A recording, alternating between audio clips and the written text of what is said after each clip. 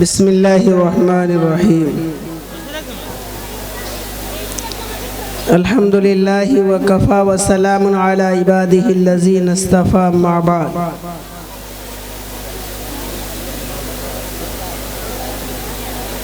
क़ाल नबी सल्लल्लाहु अलैहि वसल्लम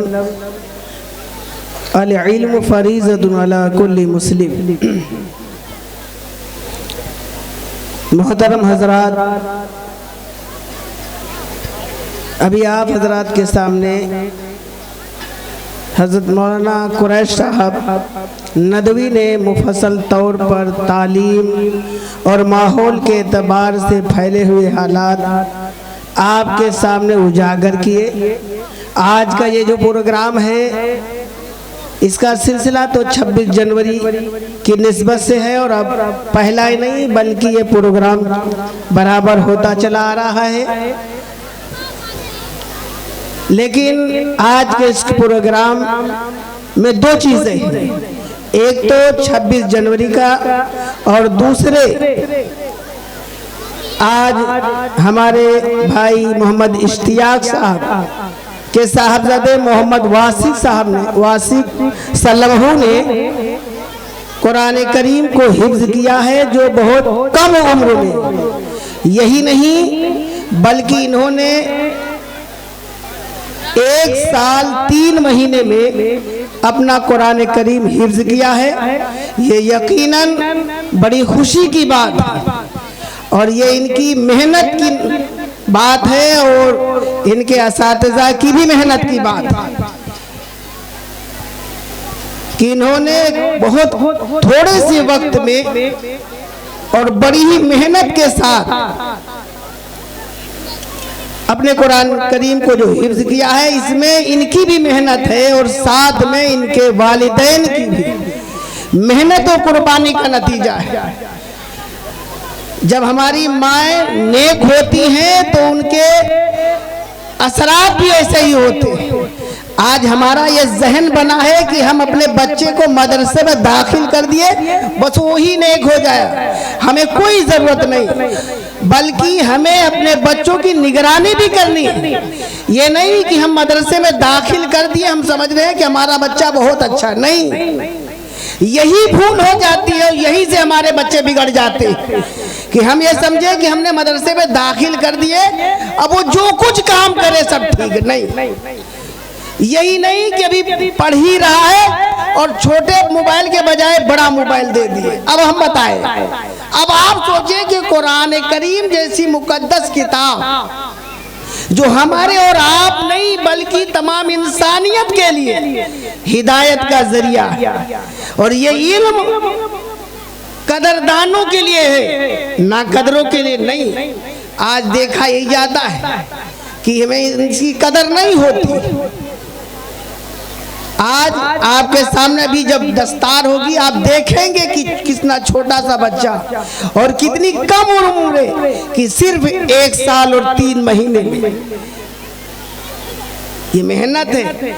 दूसरी बात हम आपको अर्ज करें कि आप एक चीज का ध्यान रखें कि हिफ्ज कराने से पहले अगर हम अपने बच्चों को कुछ उर्दू और हिंदी की भी तालीम दे दें, अगर 5 दर्जे तक लड़का पढ़ ले और फिर हिफ्ज करे तो दीनी और दुनियावी दोनों तालीम हो सकती है। हम अपने गांव के हालात, हम बाहर के नहीं, अपनी बस्ती के हालात के एतबार से हम बात कर रहे हैं कि बच्चे हिफ्ज करते हैं, नाम सिर्फ लिखा देते हैं और सिर्फ हिफ्ज पढ़कर छोड़ देते हैं। नतीजा बाद में आता है कि अगर हाफिज हो गए और उनको नमाज पढ़ाने की बात आई, नमाज तो पढ़ा दिए, नमाज के बाद जब किताब पढ़ने की बात आती है तो मालूम होता पढ़ नहीं पा रहे। उन्हें भी शर्मिंदगी होती है और हमें भी शर्मिंदगी होती है। इसलिए बेहतर है कि बच्चों को कम उम्र से उनका मदरसों में दाखिला कराया जाए, लेकिन पहले कुछ उर्दू भी पढ़ा ली जाए, कुछ हिंदी भी हो जाए, कुछ अंग्रेजी भी हो जाए।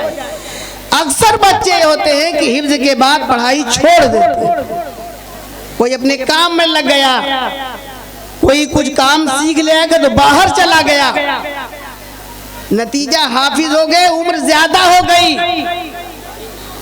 फिर उसके हिफ्ज करने के बाद कुछ पढ़ने का मौका नहीं आता है। तो जब मौका नहीं आता है तो फिर दूसरी चीजों में पढ़ने में उनकी परेशानी आती है। ये हम सबके सामने हम समझ रहे हैं, किसी के हम एतराजी बात नहीं कर रहे, हकीकत की बात हम कर रहे हैं।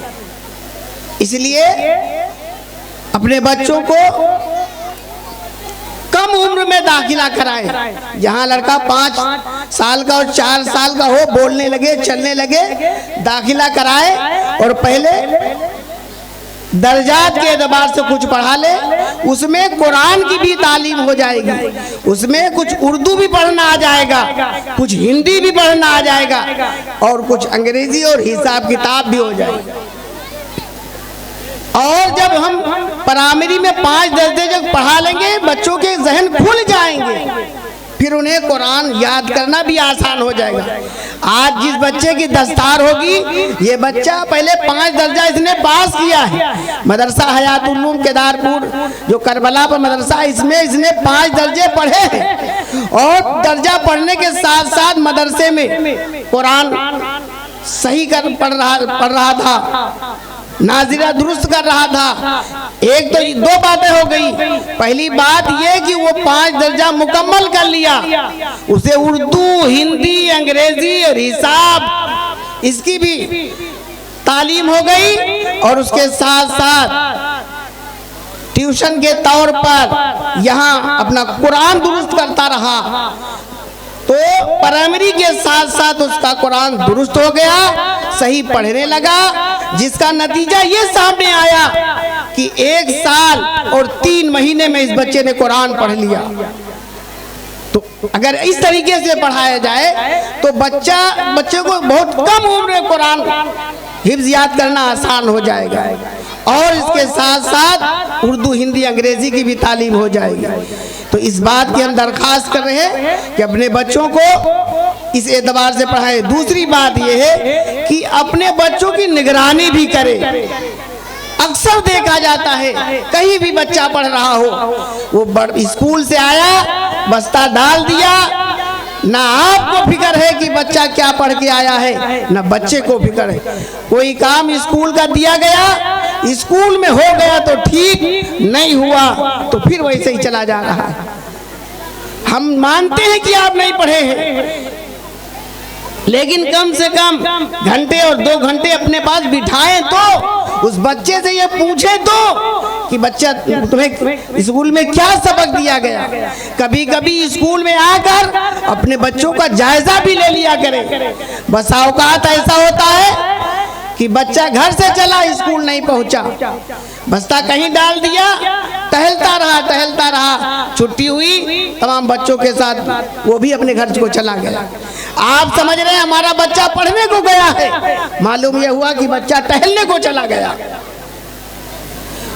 और जब आप मदरसे को आते रहेंगे, बच्चा डरेगा, घबराएगा और बच्चे की हकीकत आपको उस्ताद से मालूम भी होगी।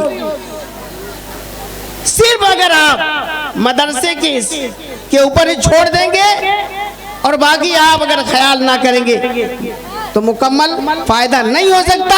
इसलिए कि बच्चा मदरसे में 6 घंटे और 7 घंटे रहेगा और बाकी वक्त तो आपके पास है। इसलिए अपने बच्चों की तालीम के साथ साथ निगरानी करें। बड़ी खुशी की बात है कि एक कम उम्र में का बच्चा और बहुत कम वक्त में हिफ्ज़ कुरान मुकम्मल किया है, जिसकी दस्तार इंशाअल्लाह अभी आप हजरात के सामने होगी।